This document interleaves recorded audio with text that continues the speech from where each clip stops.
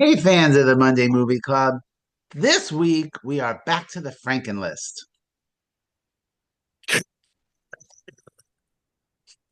Chinatown, 1974, which is number 6 on the Franken list. This is part of my effort to have us watch all of the greatest movies of all time.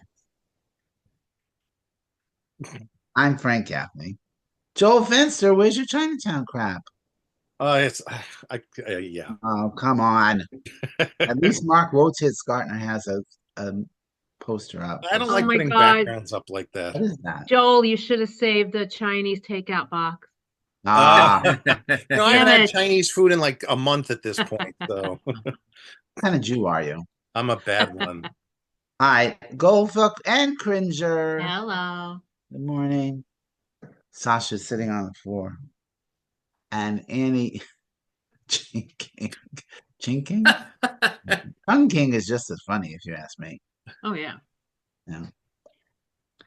All right, here's a plot. When Los Angeles private eye JJ Jake Gittes, played by Jack Nicholson, is hired by Evelyn Mulray to investigate her husband's activities, he believes it's a routine infidelity case, but Jake's investigation soon becomes anything but routine when he meets the real Mrs. Mulray and realizes he was hired by an imposter. Dun, And dun, that gives dun. away part of the plot. We don't even know that till like 30, 40 minutes into the movie. Yeah. Frank, why Chinatown? Because it's number six. Is number 6. That's why.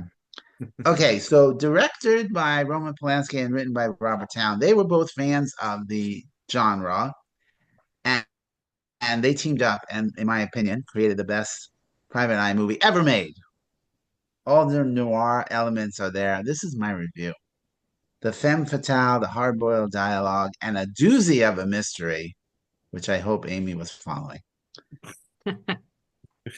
Robert Town took an urban myth about the founding of Los Angeles on water stolen from the Owens River Valley and used it as a backdrop. Chinatown isn't a docudrama, it's a work of fiction, but Robert Town wrote the pitch perfect script, which won him an Oscar, and it was actually the only Oscar this movie won, although it was nominated for 10 other awards. That's what happens when you come out in the same year as The Godfather Part Two. Yeah, Wah, wah. you're gonna be the runner-up.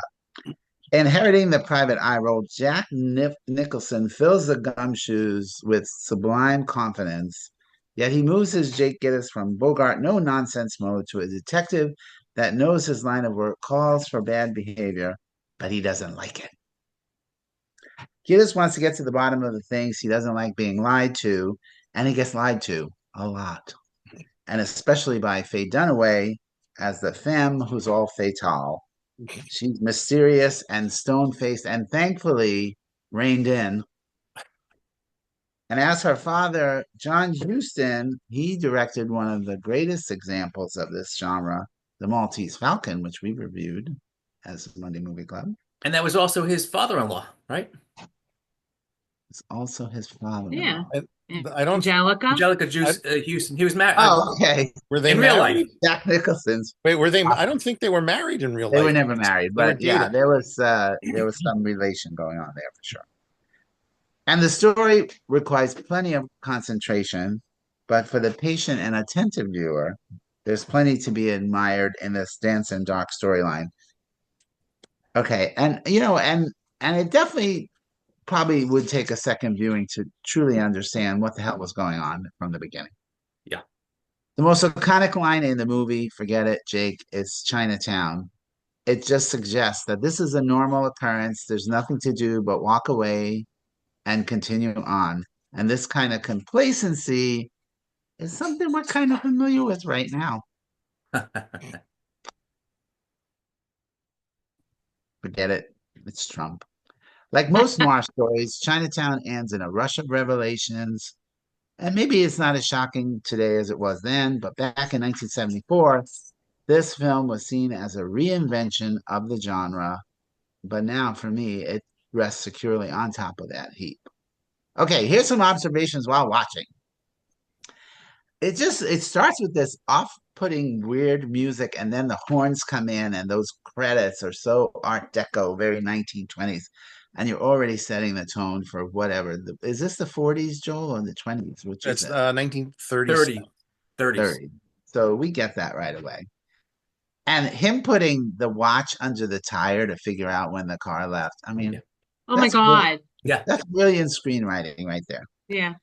And then Paulie, 2 years before Rocky, Yes. and his name is Curly, Pearly, Rocky, Pearly, Rocky, Pearly, Paulie. Yeah. And Jack Nicholson, so young, so good looking. My goodness. Eh. Eh. And how great that Faye shaved off her eyebrows. Oh, I hated And them. I hated I looking have at I note on know, that but too. that was exactly what they did in the Oh. 30s. That's It what was the Danielle said. Yeah. perfect look for her. And then Roman Polanski casts himself as the goon with the knife. Of course, back in 1974, the nose bit was pretty gross. I remember the blood flying at the screen. But today, every time get into a fight, we'd have to see blood and bones flying, and it would be gross. And then Higgins from Yes. Magnum PI. And so here, Faye Dunaway is 33 and Jack Nicholson is 37. It's a little funny when he said, "You know how long I've been in this business?" I'm like, "How long? You're only 37. 10 years, maybe?" And then an hour into it, we meet the villain. And it's funny that he calls him Mr. Gitz because Yeah. he couldn't remember how to pronounce Loved it. that. I think And he he's did it on purpose. and then No, he he just couldn't yeah. remember. He just Oh, I kept think he saying was it. doing it on purpose, and Yeah. Jack No, Nicholson just John gave up. John Huston could not remember how to How to pronounce pronounce it. the name correctly. Yeah. So Polanski basically told Nicholson to toss in a line correcting him, and then they just left it in. Oh, that's funny. But it is Right. a little derogatory that he can't Yeah. even say his name. So Yeah. that's great. That's And why I then, assumed it was true. I Yeah. mean, for the story. yeah, no. I'm with you, Amy. And so Evelyn is paying him to do an investigation, and then Mr. Cross is paying him. That's double dipping. All right, and the ruler bit was great too. That's screenwriting. Can I borrow your ruler? It's kind of hard to read. And then he uses the ruler. Out the paper. That is brilliant screenwriting. And after the scene in the orange grove, all I could think was, "Oh my God, Amy's rolling her eyes right now. She has no idea what's going on." No, I actually did. Oh, good. Yeah. And in that scene, the irate farmer was played by Ron Howard's father, Rance. Wait, which scene? Which No, orange? In the orange Rance is grove. not Rance isn't in the Orange Grove. He's at the council meeting earlier in the film. Oh, I thought he was the. No. It said irate farmer. I'm like, oh, that must be him. Yeah, no, there were farmers at the council meeting. He was one of those guys. He let the pigs in or whatever. Yeah. Or Yes, yeah. exactly. And The then, sheep. and then here's another beautiful detail from the screenwriter: a flaw in her iris. That's such a beautiful detail to get him to look closer in that movie. It's beautiful. It's also beautiful that that's where she got shot. Yes, exactly. Right in her flaw in her iris. Yeah. Spoiler alert. And Nicholson goes commando. Who knew? Right. It was for him. And the phone call. You remember Ida? Amy, did you remember Ida? What do you mean? When he got the phone call and he's like, it's Ida, what's her last name? Sessions. Sessions. Do you remember Ida Sessions? Did you remember who she was? Diane Ladd in the beginning of the movie? You mean did I remember who the character was from the beginning? Yeah. The fake life. Fake Mrs. Mulray. Yeah. And salt water is very bad for glass. Wow. Okay, they were saying glass, and I was actually looking for glass at the top of what they were doing. Yeah. And then the second time when he went back, I was like, oh my God, he's saying grass. Yeah, because he's Asian. Grass Yeah. is glass. I picked up on that right away. And then the music. Ding, ding, ding, ding, ding, ding. The music knows those glasses mean something. Anyway, then James Hong comes on. He's 96 years old, one of the most prolific character actors of all time. I looked it up. He has 463 credits on IMDb. Could you imagine? Wow. And he has 2 movies coming out this year. Wow. 96 years old. Still I definitely working. said, oh my God, we know him. Yeah. And then when the big revelation comes and she's like, she's my sister, and she kept saying it weirdly. She's my daughter. I'm like, no, it's daughter. Why are you saying daughter?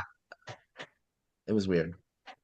And then again in 1974, that was like, oh my God, because she was 15 when she had consensual sex with her father. The Wikipedia says she was raped by a father. Yeah, I wouldn't Yeah. call it consensual sex. Yeah. Well, when he says he raped you, she's like, No. Because Eh, you're two women don't like to say that, yeah, especially in 1930 something or 1974, Yeah, but to 2004. me, it seemed like she was saying, it wasn't really rape. Yeah. In 'Cause she any didn't want event, anybody to know. yeah, yeah. I think this is a good place to discuss Roman Polanski. Knock yourself out. Why do This we was the last oh, film he directed in the United States because in 1977 he was arrested for Oh, having right. sex with a 13-year-old girl. Right. Uh-huh. And did you know that Jack Nicholson, his sister, who he thought was his sister, was actually his mother? I feel like that came out like long, long, long time ago. Yeah. I'm like, that's interesting. And then, of course, forget it, Jake. It's Chinatown. This is 4 stars for me. This is a great, great movie. I could watch it a million times. I don't have a pen to write down anybody else's comments, so we're just going to leave it at that. Okay. Done. Yeah. Bye, guys. All Do you right, need me to Joel. write down the I stars? know Do you you, need me to Joel. write down the stars? Joel, no, that's fine. Joel, I know you agree with me. I'm going to walk away while Joel's talking. Joel, I know you agree with me. of course I agree with you. It's a 4-star movie. Of course, I'm moving. Now, where's it? I got nothing else to say.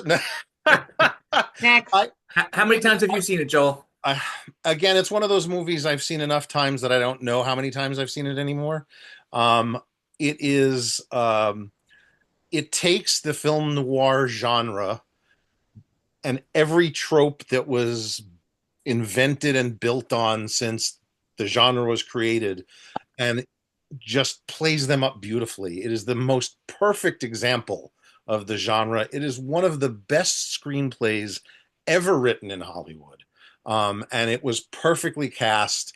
They caught lightning in a bottle between Polanski and Robert Evans as the producer and Robert Towne as the screenwriter and Nicholson and Faye Dunaway and John Huston. I mean, everybody is just perfect across the board. I you know the more I watch certain movies, sometimes I'll watch it and I'll be like, I'm not going to pay attention to the movie itself, the plot. I know the plot. I know what's going on there.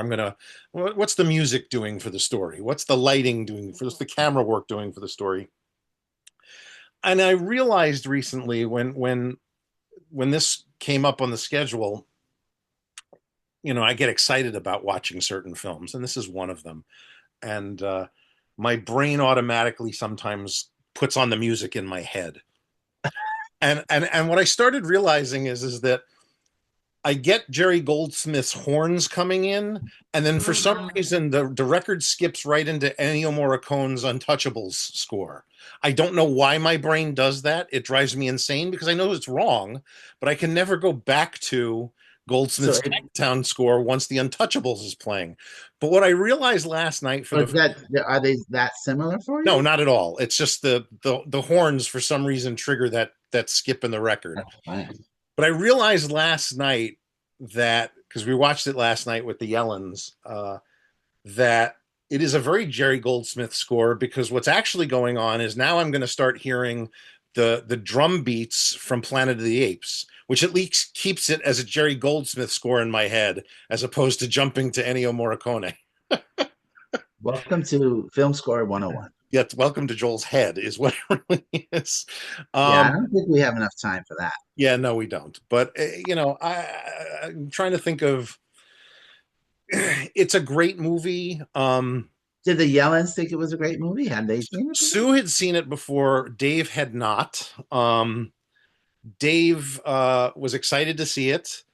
Loved the movie. He was actually good at following along with some of the convoluted plot. Hated the ending, not because it's a bad ending, because of how it actually ends. I'm And with him. and Robert Towne's script actually does not end that way. It had a happy ending where Noah Cross goes to jail, or I forget what the ending is, but it's happier. And Polanski, who at the time was coming, you know, he's still close to the murder of Sharon Tate at that point, so he's still in dark places. So he insisted that it doesn't have a happy ending. And Well, I'm glad he insisted on that. yeah, and even Robert Town was against it until he saw the finished film. Was like, nope, you were right. This is the ending that the movie needed. Yeah, And I sure, think because those guys get away with it. They yeah, do. and it's brilliant. Although it was a little sad, if that's the word. I mean, his reaction when he got shot was like somebody just went, me. Yeah. Like, well, she shot me. Yeah, it's and I think that last bit of Noah Cross pulling his granddaughter out of the car is is creepy as all get out. Yes. So Yeah. I thought maybe I missed it. She shoots him, Yes, right? in the Yeah. shoulder. Like this close. Yeah. Yes. And then she gets shot like halfway down the block in a moving car and dies. Right. Right. Well, because you got to realize two things. One is that she may have a gun, but she's not good at using it, so she hits him in the shoulder. And it's a girly gun. It's And a it's girly right. gun. It's a small Little- pop gun. Whereas Loesch, who actually pulls the trigger on the gun that shoots her, he's a cop who's got aim, who's been doing this for a long time. Yeah. He wasn't going to miss, and he wasn't aiming for the tires like. Oh my God, am I blanking on? Escobar. Thank you. Holy crap! Like Escobar was aiming for the tires. You could tell by. I had to look up the Escobar guy because I'm like, why didn't he get more things to do? I liked him. Yeah. I liked him. He'll be But back in the sequel. okay, we'll see him in the sequel. In this week. But 16 years later. But yeah, but he didn't really have a big No. career. No, but he's great in the part. Yeah. You It's think so it's really- as I said, it's a 4-star movie. I don't know what else to say about it. I was going to say there's a lot of ancillary stuff connected to the movie that's worth viewing or reading if you ever got a chance. There's a great short story collection by a man named David Thompson called Suspects, where he literally takes characters from old film noir movies and creates connections and sequels and prequels to things. So there's a bit in there in one of his short stories where you discover that Noah Cross actually had an affair at one point with Norma Desmond from Sunset Boulevard. So in the 20s. That's funny. Yeah, so it's a fun book. There's 2 great documentaries, one about Roman Polanski, which I'm forgetting the name of, and another about Robert Evans called The Kid Stays in the Picture. Well, everybody knows that one, sure. Yeah. So Except Mark. Yeah, exactly. right. It's definitely And he's like, nope. it's a great documentary about him specifically. So again, 4 stars. I'll move on because I could talk about this for days on end. So, Yeah, we don't want that show. No. Okay. Annie, now this is your first time seeing it? Yes. And I probably could do with a second viewing Yeah. because I was a little bit. It's a lot of plot. I don't think it's as convoluted as Joel said, but well, it's once you understand where it's going. Yeah, I don't makes believe sense. that it's convoluted. I think if you're stuck in a movie theater, you're going to pay attention. No, At home no, it's a little different. Yeah. Now, the first time I saw it, I was like, who did what to whom? Yeah. What? Yeah. And it definitely took a second viewing to understand what the hell was going on. Well, that's what the synopsis for as I'm going along is, and sometimes it helps. Well, there It you helps go. with this one. Yeah. It's like, what? Okay. So you were a little confused. Yeah, as a to little bit. And then like I like the way that all the little things got kind of tied up and Tied stuff. And like you knew there was something in the water 20 minutes Right. before he found the glasses and stuff. And Right. the fact that it wasn't the husband's was cool. So I like that, I like a good A mystery little and good stuff. twist. Yes, a good Yeah, twist is I always like good. those. And and buying all the property in the old folks' names, that was great. Yeah. I'm sure that went on. Right. Um, what I didn't understand was, so did they write the script with his nose in a bandage for like half the movie? Like Ridiculous. it was just so annoying. Like couldn't they Yeah. have Yeah. something else or whatever? But he was okay with like having half his face bandaged up for Yeah. most of the movie. And For then the stitches.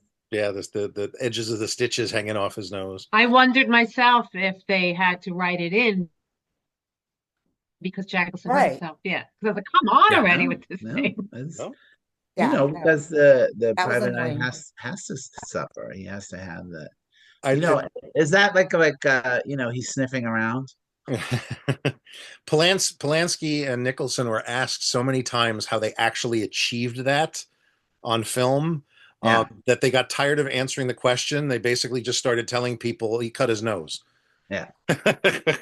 But he didn't. No, he did not. I read that if Roman Polanski had turned it actually the other way, he would have He would have actually cut his nose. Yes, it was a very, very precise trick knife that had to be used a specific way. okay. Nice. And no special effects. No. Except for the blood. It was a capsule. Right there. Well, the other thing then is like, I didn't understand why Chinatown. Like, I don't think I got why Chinatown. I get that he used to work there and that Yeah. something happened. Well, because there was a kind of unspoken law, I guess, rule that the actual police of Los Angeles did not police Chinatown, that it was all they did it themselves. They didn't want any law, and they were not pretty much not allowed to be the police in Chinatown. And in fact, Nicholson he tells the story about they did as little as possible. That's his last line of the film that he mumbles to Escobar is as little as possible. Yeah. So the police would never get involved in anything at Chinatown. They So policed yes, it. but all the help was Chinese Yeah. in all the houses and stuff. Yeah. But and then like Same it thing. never like said what happened to him down there, that somebody got hurt, right? Some No, Not in the they don't. sequel, Joel? They don't give you this the specifics of why he was no longer a cop, why he became a private investigator. Right. Supposedly, That in somebody, the I forget who sequel? was, they're working on a prequel for Or somebody is? that would take place. Wasn't it supposed to be a trilogy, and then Two Jakes did so badly they were like, no, I It guess wasn't not. just because Two Jakes did so badly. There were other issues involved with the fact that the three of them at that point, being Robert Towne, Robert Evans, and Jack Nicholson, had a huge falling out during the production of the Two Jakes. So, Two Jakes. yeah. Okay. We'll talk about that next week. Yeah.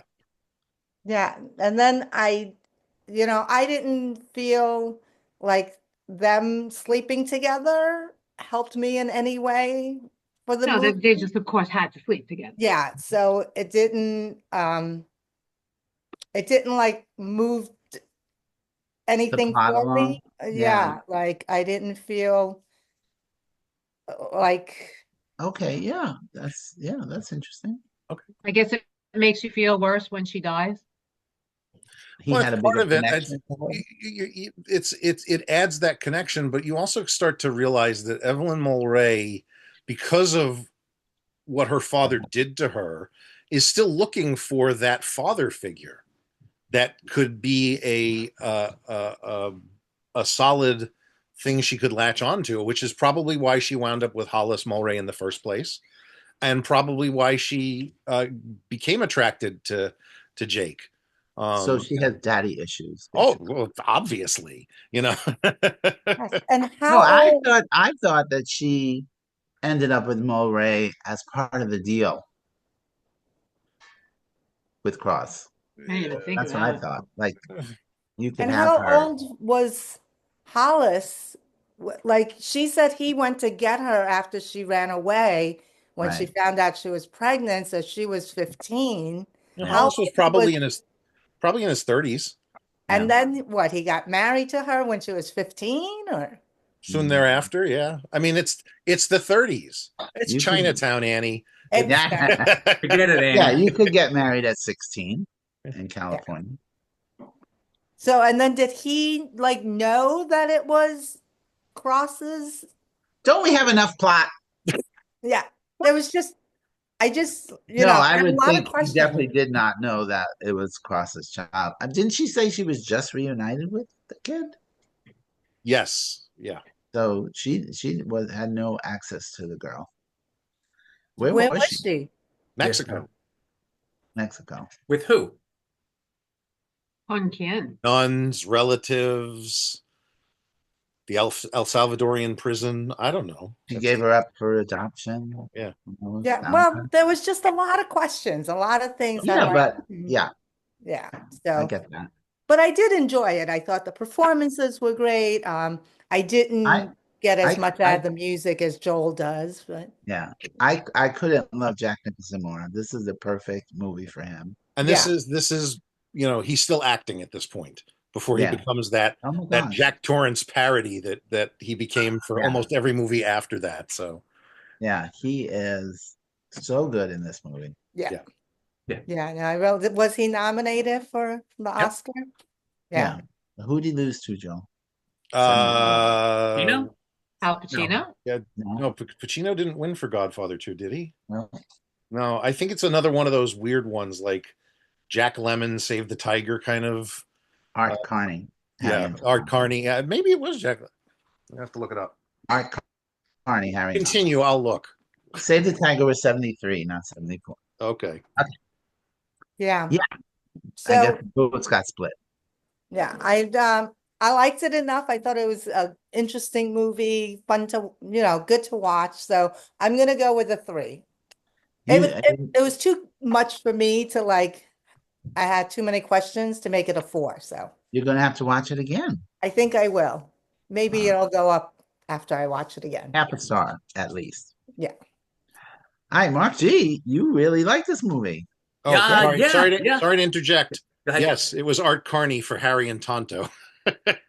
I think we must have discussed that when we were wondering why Al Pacino didn't win. Yeah. That sounds That makes And familiar. sense. honestly, Albert Finney for Murder on the Orient Express and Dustin Hoffman for Lenny round out that category that year. So That's a tough one, and Big definitely year. Art Carney is Yeah. the weakest of those 5. yes, And he wins. That's Exactly. great.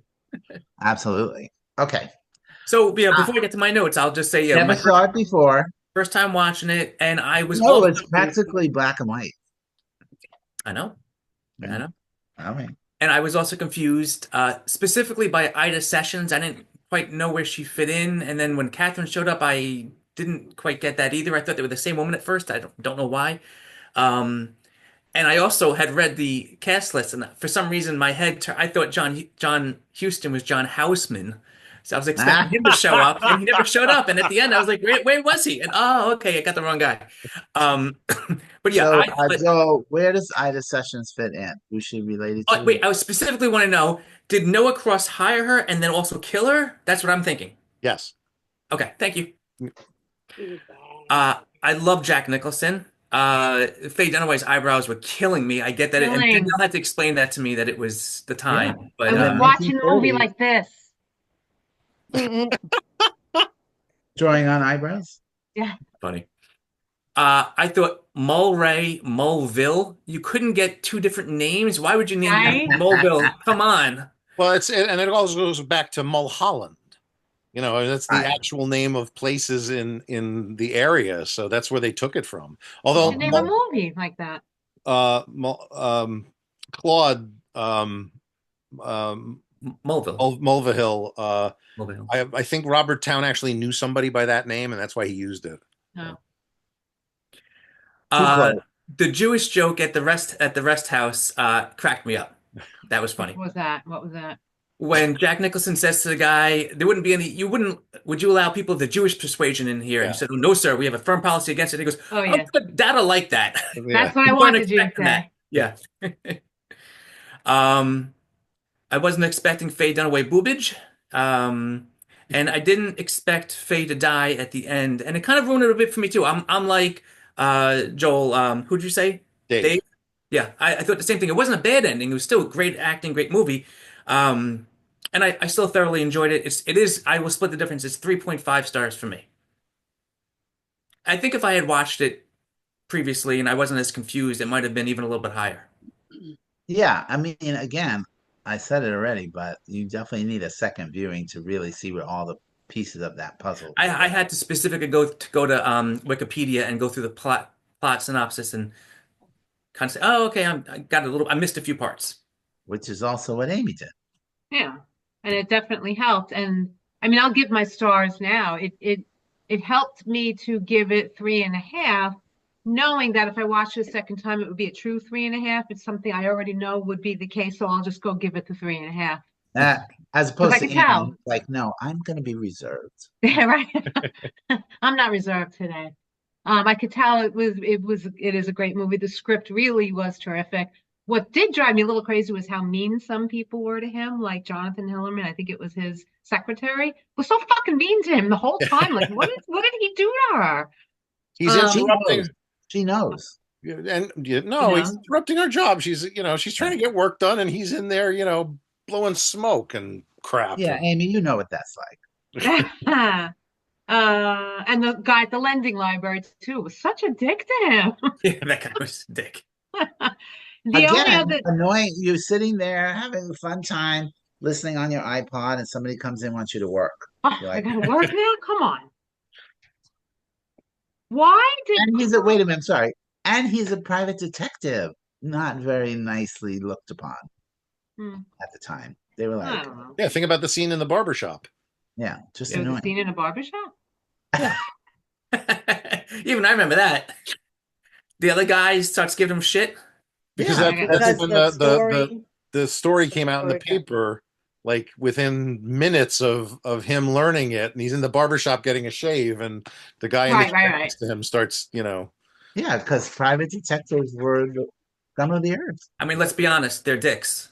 They did. That just to interject, the girl that he took pictures of with the husband All was right. the daughter, yes. who they haven't seen for many, many years. Well, at least, Yes. yeah, if Faye is 33, then it's like 15 years. 15 years. So So he was not having an affair. No, they were bringing her back into their life. Mexico, yeah. okay. Yeah, I like that. What I loved about the movie was there were so many twists. Like, oh my God. And it called back to like other things. That's why I really can appreciate the script and the story. And the only other thing, and this is for Frank and Joel, are film buffs. It was interesting how when he went to Curly's house, Curly being what's his nuts, while they were eating dinner, but let me just throw in, why the hell did the wife have a black eye? Because sorry, because Curly punched her because she was fooling around. Yeah. Oh. That was the original thing in the first scene. Yeah. Yeah. He Oh, was she was Oh, fooling yeah, around? Yeah, he He the showed He him hired pictures Jake at the with beginning. Curly looking at the photos and moaning Right. and That was groaning. his wife. That So was of his course you wife. got to beat your wife up over that. Right, Yeah, of of course. course. It's the 30s. That's, So now here's to my film buffs as an also film buff. I noticed when he was at Curly's house, it switched, and if I correct me if I'm wrong, it was the only time it switched to a handheld camera, and I thought that was a very interesting choice. And why would they do that? Because I don't remember that in my film classes. What would be the choice with that one scene to be handheld? but In the it's not. house? It's not. Come on, it was totally shaky. Because they Yes, don't it's have just it. happened to be shaking there, but there are other shots that are obviously handheld. They're just more smooth. That's all. More smoothly handheld. This guy was Yes. like drunk when he was doing, I'm done with this camera. It's so fucking heavy. They They're didn't in a invent the small Steadicam room. yet. He's got to maneuver around other people, and Yeah, the it was an walls actual are. house. Yeah. All Yeah. right. All right. All We right. accept that. I thought I was being all cool and film Buffy. Buffy. So that's my review. Buffy the Vampire Slayer. All right, so we like this movie. I'm not looking forward to the next one, which I'll watch today. Really? Okay. Only because I just remember the reviews for it. And so I'm You know already what? clouded. I said this about The Godfather Joel's saying 3. underrated. And I will say this Yeah. about the two Jakes as well. And Natasha is sitting across from me, shaking her fucking head, and it annoys me. You have to go into the movie and not be sad about what it isn't, because it is not Chinatown. It is not Chinatown. But it is not It's a like bad if movie. Bugs Bunny wrote Chinatown. It's not as Bugs Bunny wrote Chinatown. Nicholson is doing an impression of himself. Because Nicholson is in Right. that phase of his career at that point. Anyway, you How have many to look at years it from later is it? 14. 16. 16 years. 16. But here, and that's exactly how long till they went and got the girl from But Mexico. it's supposed to be only 10 years. In the something movie, like that, 10 years. yeah. It looks like it's 50. He's Yeah. aged But horribly. it's after the war. It's like 1947 Did or you watch both of them yesterday? No, we're holding off the two Jakes Oh. till next week. She's She's complaining like she watched it yesterday. No, I had to watch the preview. I showed them the trailer, and she's complaining about that. She's seen the movie once, just so you know. Once was enough. And it's because that is true too. And the only reason I watched it was because Joel, the completist that he is, made me watch it. Okay, so Chinatown is available on Paramount Plus, as is the two Jakes, which we're watching next week. Is it? Yeah. It better be, otherwise we're not watching it next week. It's on the list as Paramount. Yes, but Frank made that list when? Yeah, I know. Yeah, things change. Hang on a Thursday. second. I made it on For some Thursday. reason, I don't remember seeing it there. Uh-oh. I will Alright, say this: so- I liked The Godfather Part 3 way more than I thought I would after all the reviews. So I'm gonna hold out for hope for this one. Nope. Sorry, Natasha. It's not on Paramount Plus? No, it is. It is on Paramount I Plus. don't Never see mind. it. I That's appreciate weird. that you have hope. It's important to have hope. Yes, Oh, hang I on to your agree. hope. I agree. Hang on to your hope. You gotta have hope. Oh, that's it. Miles and miles and miles.